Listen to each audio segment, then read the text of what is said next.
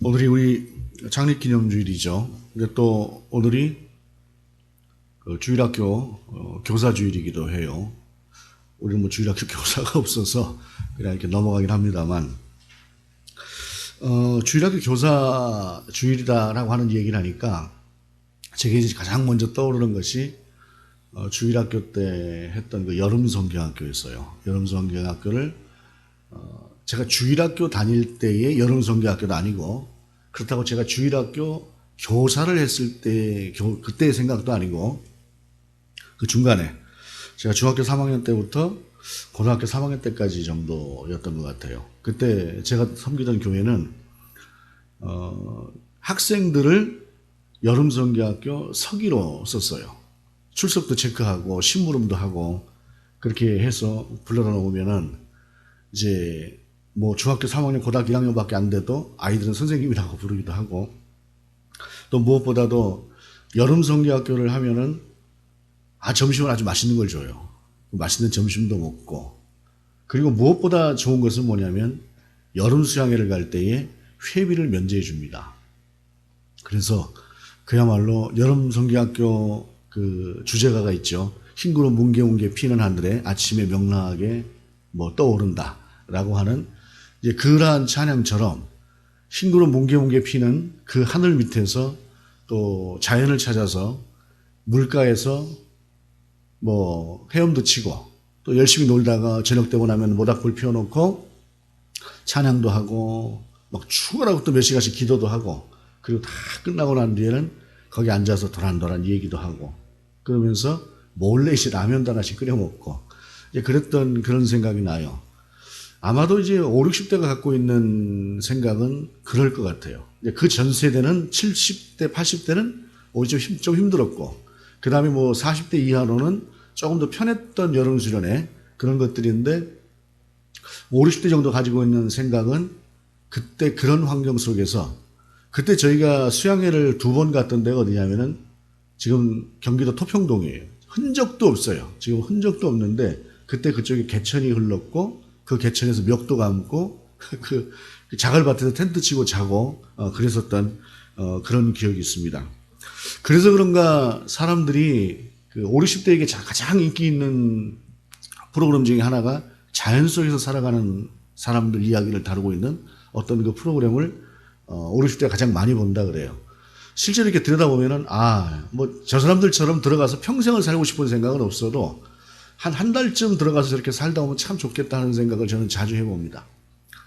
그런데 며칠 전에 제가 이제 인터넷을 보다 보니까 거기에 나왔던, 올해 초에 2월 달에 나왔던 그 자연인 중에 한 사람이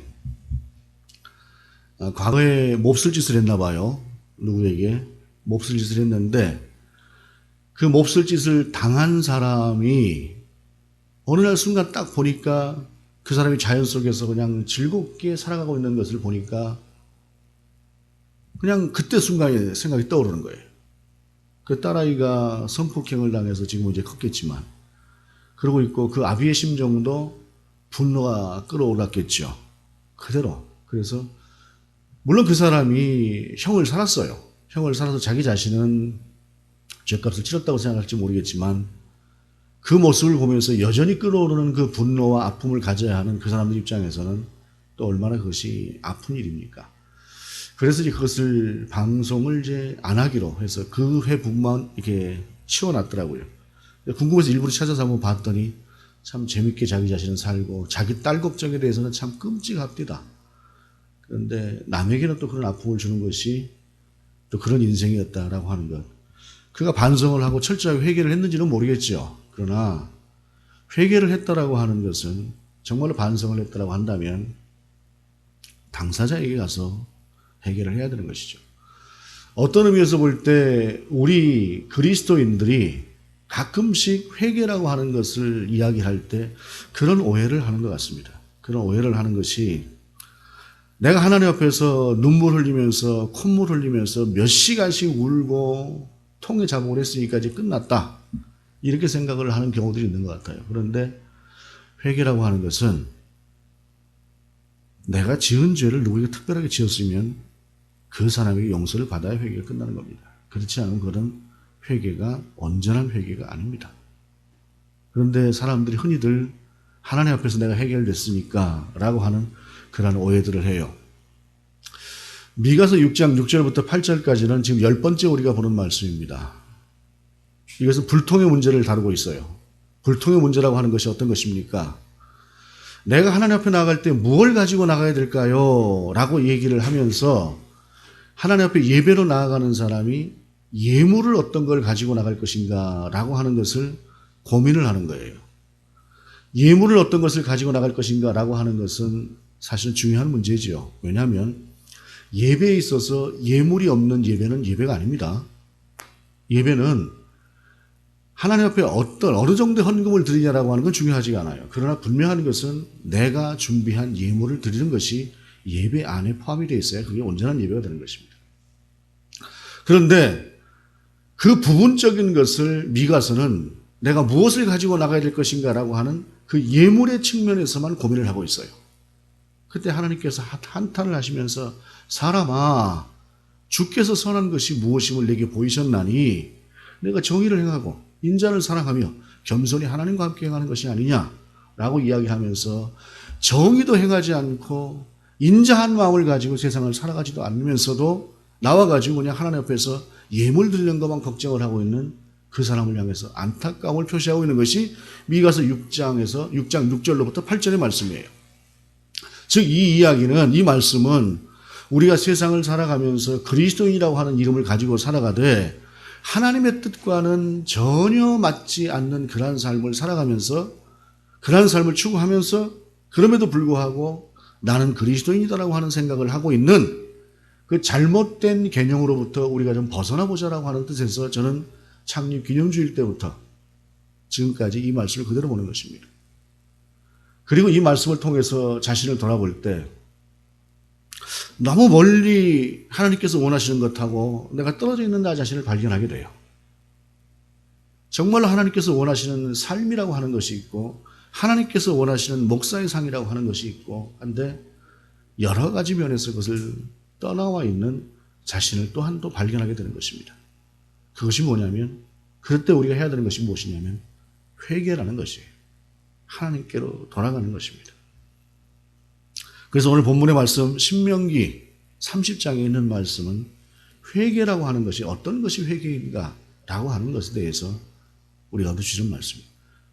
정의를 행하고 인자를 사랑하고 겸손히 하나님과 함께 행한다라고 하는 것은 그 중에 회개라고 하는 것이 포함된다는 것이에요.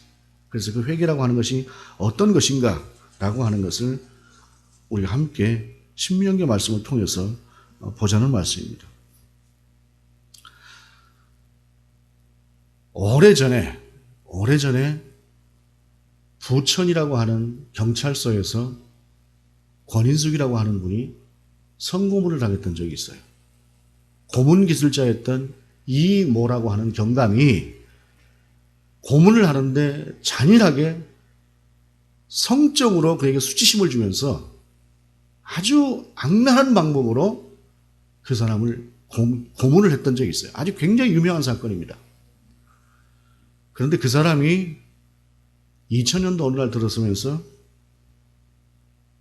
어느 교단에서 목사 안수를 받았어요. 세상이 떠들썩했습니다. 그때 그에게 그러면 그 권인숙이라고 하는 분에게 가서 네가 사죄를 했느냐라고 물었을 때 그 사람이 뭐라고 대답했냐면 나는 잘못한 것이 없다라고 이야기를 했어요. 결국에는 논의의 논의를 거치다가 목사직을 박탈했습니다. 처음부터 사실 주지 말았어야 되지만 그럼에도 불구하고 그 목사직을 늦게라도 박탈했다라고 하는 것은 그나마 우리 신앙의 양심이 살아있다라고 하는 이야기이긴 해요. 그래도 중요한 것이 사회적인 여론이 자꾸 빗발치니까 거기에 밀려서 그랬다라고 하는 것은 아직도 우리가 정의를 사랑하고 인자를 행하는 데 있어서 여전히 부족한 모습을 갖고 있는 것이 또한 우리 한국교회의 모습이기도 하다라고 하는 것입니다. 그런데 그때 그 사람이 생각했던 것이 뭐냐면 나는 하나님 앞에서 회개했다는 거예요. 정작 그 사람이 목사가 되었다는 말을 듣는 순간에 감당을 하지 못하고 아파하고 있는 한쪽의 사람은 전혀 고려가 하지 않은 채 자기는 하나님 앞에서 회개했으니까 됐다라고 하는 생각을 하는 이런 생각이 회개냐? 아니라는 것이죠. 오늘 본문은 그 회개에 대해서 뭐라고 이야기를 합니까? 먼저 본문은 돌아오면이라고 말씀하고 있어요. 물론 그 앞에 본문이 먼저 시작이 되지만 돌아온다라고 하는 것이 우선 가장 중요한 것이에요. 사람과 사람 사이에는 단절이라고 하는 것이 있습니다. 단절이라고 하는 것이 이 사람과 나 사이가 지금까지는 대단히 좋았어요. 그런데 어느 순간 그 사람과 나의 관계라고 하는 것이 삐끗해지면서 멀어지는 것입니다. 멀어지고 나면 예전에는 좀 세상이 회복도 쉽게 됐는데 요즘은 한 번 그렇게 단절되고 나면 회복이 안 돼요. 대체로 주위에 보게 되면은 한 번 마음이 상하고 나면 사람들이 회복을 못 합니다. 그 전에 아무리 좋았던 관계라도 한 번 끝나고 나면은 회복이 안 돼요. 그런데 중요한 것은 무엇이냐면 우리 하나님은 그렇지 않다는 거예요. 우리 하나님은 어떤 경우에도 문을 열어놓고 우리가 돌아오길 기다리는 것이. 우리가 누가복음 15장에서 보는 탕자의 비유가 그래요. 멀쩡한 아버지 살아계신데 유산 달라 그래서 나간 그 아들이야말로 얼마나 그냥 그 불용악심한 아들입니까? 유산이라고 하는 것은 아버지 돌아가셔 나오는 건데 아버지도 살아계신데 내 거 주세요. 그나마 그거 가지고 가서 허랑방탕해서 다 써버렸잖아요. 그리고 아무것도 가지지 않은 상태에서 아버지밖에는 돌아가 살 길이 없으니까 아버지께로 오는데 아버지는 멀리 있는 아들이 오자마자 알아보잖아요. 몇 주 전에도 말씀을 드렸지만 형은 달라요. 나가서 허랑방탕해서 다 써버리는 거 돌아온 놈이 왔는데 뭘 아버지가 그렇게 대접을 해줍니까? 송아지도 잡고 금반지도 끼워주고 그렇게 합니까? 형은 못마땅해서 아버지 앞에 화를 내요. 왜냐하면 자기는 정직하게 살았고 아버지의 뜻대로 최선을 다해 살았는데 저 불효막심한 놈이 돌아오는데 어떻게 아버지가 저한테는 한 번도 그러지 않고 저럴 수가 있습니까? 그 아들의 입장은 정말 당연히 이해가 사실은 가는 말씀이에요. 그런데 중요한 것은 아버지의 마음이라고 하는 것으로 그 동생을 봐야 된다고 하는데 문제가 있어요. 아버지는 그렇게 친형제마저도 용납하지 못하고 있는 그러한 불효막심한 아들이지만 아버지는 돌아오면 받아주는 거예요. 이게 하나님의 마음이에요. 오늘 본문 속에서 돌아오면이라고 하는 말씀은 바로 그런 말씀이다라고 하는 사실입니다. 그런데 그냥 돌아오는 것이 아니라 9절 10절에서 내가 내 하나님 여호와의 말씀을 청종하여 이 율법책에 기록된 그의 명령과 규례를 지키고 내 마음을 다하며 뜻을 다하여 여호와 내 하나님께로 돌아오면이라고 하는 데는 앞에 청종하고 말씀과 규례를 지키고 전심으로 하나님 앞에 나오는 그런 자세라고 하는 것을 하나님께서는 먼저 말씀하고 있어요. 청종한다라고 하는 이야기는 무엇입니까? 듣고 행한다는 말입니다. 듣고 그 뜻대로. 이게 즉시 행하는 것일 수도 있고 고민하다 행할 수도 있어요. 아들이 탕자가 밖에 나갔을 때 돼지의 쥐염 열매를 먹지 않습니까? 참 아버지께로 염치가 없으니까 못 돌아가는 거죠. 근데 그때 마음속에서 계속되는 그런 마음들, 아버지께로 돌아가면 살 길이 있을 것이다라고 하는 그런 생각을 하는 것이 말하자면 청종하는 것이라고 볼 수도 있어요. 성령께서 우리를 가만두시지 않기 때문에 우리가 아무리 멀리 떠나가 있다고 할지라도 우리 속에서 성령은 우리를 부르시는 거예요. 그 부르시는 음성 앞에서 어찌 보기든 그 아들처럼 내가 차마 돌아갈 용기가 없다, 낯이 없다 라고 생각할 수도 있을지 모르겠지만 그러나 그 부르심 앞에 이것이 하나님께서 부르시는 부르심이구나 할 때 그 말씀을 듣고 나가는 순종이라고 하는 것이 전제가 돼야 되는 것이에요. 먼저 그 다음에 본문은 율법과 규례를 지킨다라고 말씀하고 있어요. 그냥 나 왔습니다. 뻣뻣하게 아니라는 거죠. 하나님의 사람은 하나님의 사람답게 그 앞에 엎드리는 자세가 필요한 것이에요. 제가 조금 전에 말씀드린 것처럼 그 끔찍한 일을 저지르고도 나는 지은 죄가 없다 라고 이야기를 하는 그러는 것이 아니라 무릎을 꿇고라도 가서 용서를 구하고 내가 과거에 그랬습니다. 나를 그래도 용서해 주십시오 라고 몇 번이고 했다고 한다면 아무리 그때가 아파도 어쩌면 그도 용서를 했을지 모르지 않겠습니까? 그러고 나서 그가 목회를 했다고 한다면 가는 곳마다 돌아온 창자처럼 내가 이런 죄인이었지만 이제는 돌아와서 이제 하나님의 사람으로 살기를 원합니다라고 했다면 그거는 덕이 됐을지도 모를 거예요. 그러나 나는 지은 죄가 없습니다라고 하는 그런 것은 율법과 규례라고 하는 것, 하나님의 뜻하고는 전혀 무관한 그러한 삶을 여전히 살면서 회개라고 이야기하는 그러한 모습이에요. 미가서 6장 6절에서 8절이 그 말씀이에요. 전혀 하나님의 뜻대로 살아가지 않으면서 내가 무엇을 가지고 하나님 앞에 나갈까요? 그냥 양이나 한 10,000마리 잡아가지고 소를 한 1,000마리 잡아가지고 하나님 앞에 드리면 될까요? 물론 그것도 대단히 중요하겠죠. 그러나 마음은 전혀 하나님께로 가 있지 않으면서 그와 같은 것들을 이야기하고 있는 것은 아니다라는 것이에요. 율법과 규례를 지키고 나오라는 것이에요. 회개란. 그리고 본문은 또 말씀하고 있어요. 내 마음을 다하며 뜻을 다하여 여호와 내 하나님께로 돌아오면 이라고 말씀하고 있어요. 회개는 반드시 고치고 회복하고 하나님이 원하시는 방향으로의 삶을 내가 살아드리는 그것이 필요한 것이다 라고 하는 사실입니다. 오늘 본문은 그것을 이야기하고 있어요. 그랬을 때에 하나님께서 뭐라고 말씀하십니까? 내 하나님 여호와께서 내 손을 하는 모든 일과 내 몸의 소생과 내 가축의 새끼와 내 토지의 소산을 많게 하시고 내게 복을 주시되 곧 여호와께서 내 조상들을 기뻐하신 것과 같이 너를 다시 기뻐하사 내게 복을 주시리라. 완전한 회복을 하나님께서 약속하시는 것이에요.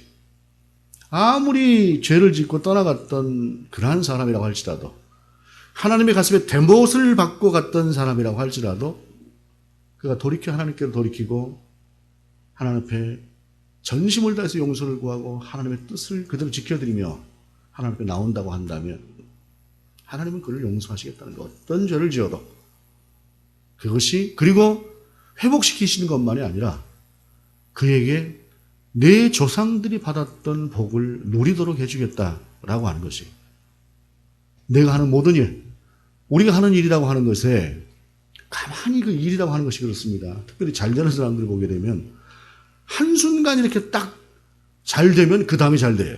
안 되는 사람은 또 한순간 안 되면 그 다음에 안 됩니다. 이게 참 묘합니다. 이게 자기가 뭐 최선을 다하고 열심을 다해서 뭔가 이룬 것 같다라고 생각을 하는 사람들도 많지만 물론 그렇기도 해요. 그런데 정말 잘 되는 사람들 보면 한순간 딱 잘 되고 그 다음 잘 되고 해서 잘 되는 경우들이 많습니다. 물론 잘 된다라고 하는 말 자체가 우리는 너무 세속적으로 생각을 하니까 문제이긴 합니다만 어찌됐든 잘 된다라고 하는 것은 오늘 본문은 분명히 내가 하는 모든 일이라고 하는 그 이야기를 분명히 하고 있어요. 토지 소산, 내 소생 그 모든 것들이 다 잘 될 것이다 라고 하는 것을 이야기하고 내 조상들이 받았던 복을 그대로 주겠다라고 하는 것이 오늘 본문 속에서 하시는 말씀이라는 것입니다. 회복을 시키시겠다고 하는 말씀이에요. 그리고 본문이 이렇게 말씀하고 있어요. 11절에 내가 오늘 내게 명령한 이 명령은 내게 어려운 것도 아니요 먼 것도 아니라 라고 말씀하고 있어요. 이게 이제 9절 10절에서 봤던 말씀하고 11절에서 보는 말씀하고는 이게 약간 좀 차이가 있어요. 뭐냐면 하나님께로 돌아간다라고 하는 것이 하나님의 말씀을 듣고 그대로 순종해서 따르고 율법과 규례를 지키고 전심을 다해서 하나님께로 돌아오면이라고 했는데 이게 쉬워 보이지 않지 않습니까? 쉬워 보이지 않는데 하나님께서는 그렇게 말씀하셔놓고 어려운 것도 먼 것도 아니라 라고 말씀을 하세요. 여러분 율법과 규례를 지키고 하나님 앞에 마음과 뜻을 다해 하나님께로 돌아간다고 하는 것이 쉽게 느껴집니까? 어렵게 느껴집니까? 조금 어렵게 느껴지죠. 그런데 하나님은 먼 것도 아니고 어려운 것도 아니다 라고 말씀하고 있어요. 왜 그럴까요? 누가복음 10장을 보면은 한 율법 교사가 예수님 앞에 예수님을 시험하러 와가지고 뭐라고 하냐면은 어떻게 해야 영생을 얻습니까? 이렇게 물어요. 그러니까 예수님께서 율법에 뭐라고 써 있느냐? 하나님을 사랑하고 이웃을 사랑하라고 되어 있습니다. 그럼 그대로 해라. 그렇게 예수님께서 말씀하셨어요. 율법 교사가 칭찬을 받고 나니까 좀 으쓱했던 것 같습니다.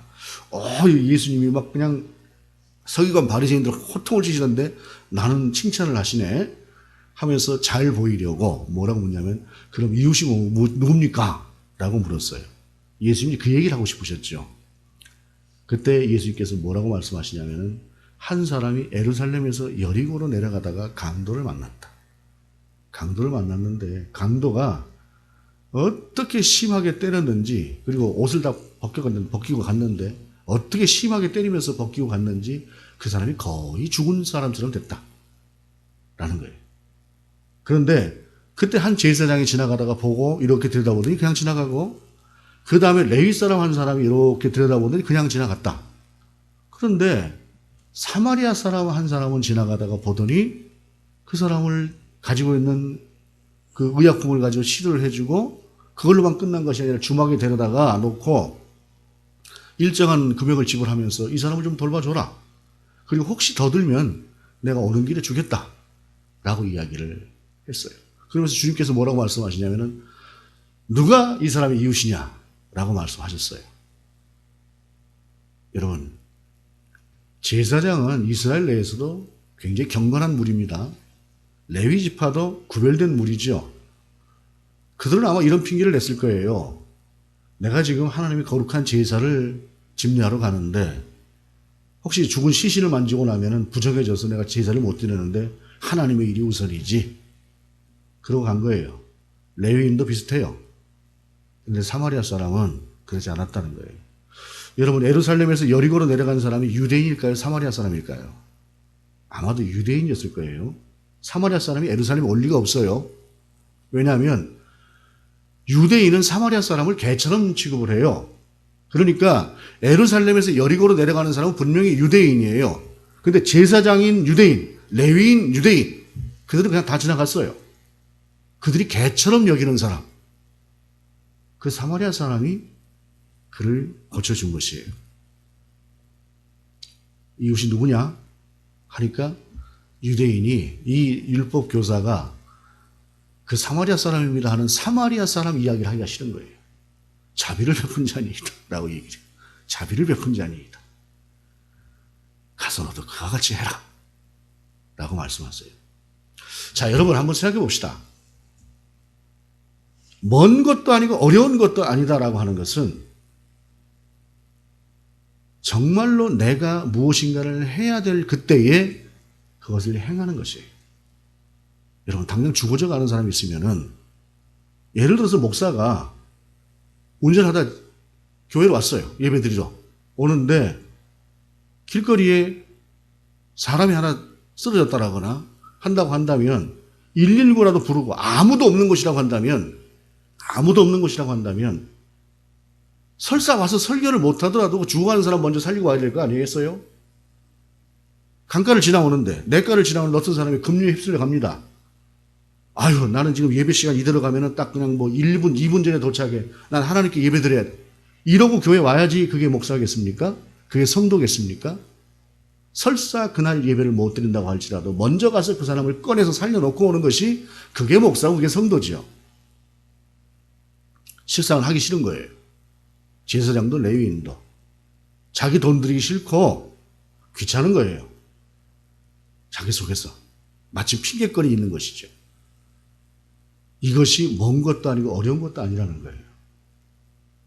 그래서 제가 드리는 말씀이 북한의 우리 동포들 굶어 죽어가고 있으면 이런저런 소리 하지 말고, 자꾸 쓸데없는 소리 하지 말고 먼저 그 입에 좀 넣어서 먹고 살도록 해주자는 말이에요.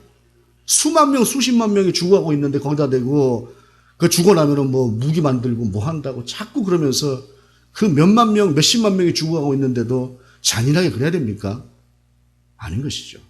정말 하나님의 뜻이 무엇인가 우리가 구별해 볼 필요가 있어요. 그 다음에 본문은 이렇게 이야기합니다. 12절.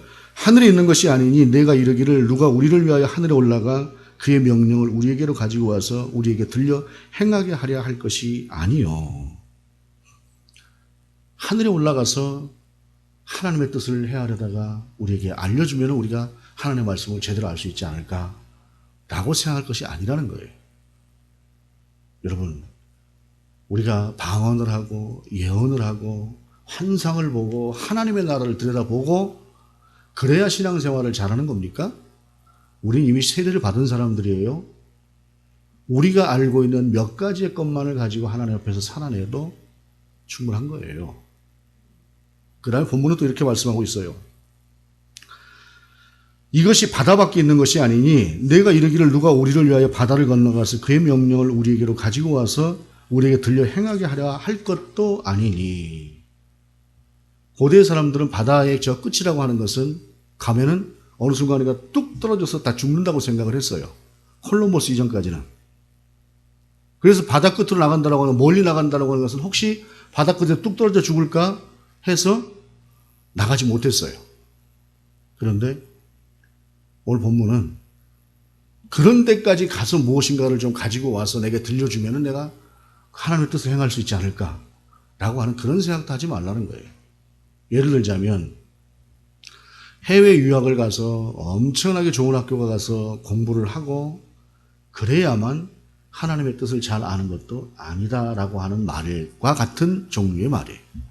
그렇지가 않고 우리가 떠듬 보는 말씀이라도 그 한 절 말씀 보면서 아, 하나님께서 이렇게 말씀하셨구나 라고 하는 것을 내 속에서 묵상하고 그것을 내 마음에 품고 작은 것이라도 그대로 행하는 그 행함이 있을 때에 그때 그것이 진짜 믿음이다라고 하는 것을 본문은 이야기하고 있어요. 14절 말씀이 바로 그것입니다.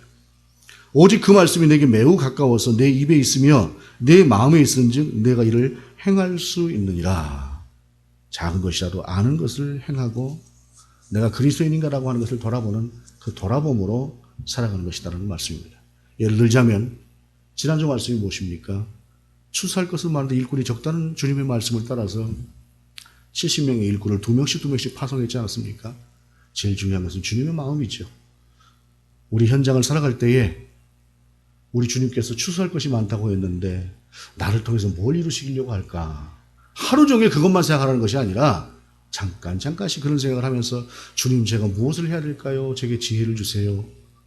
그런 삶을 살아내는 것.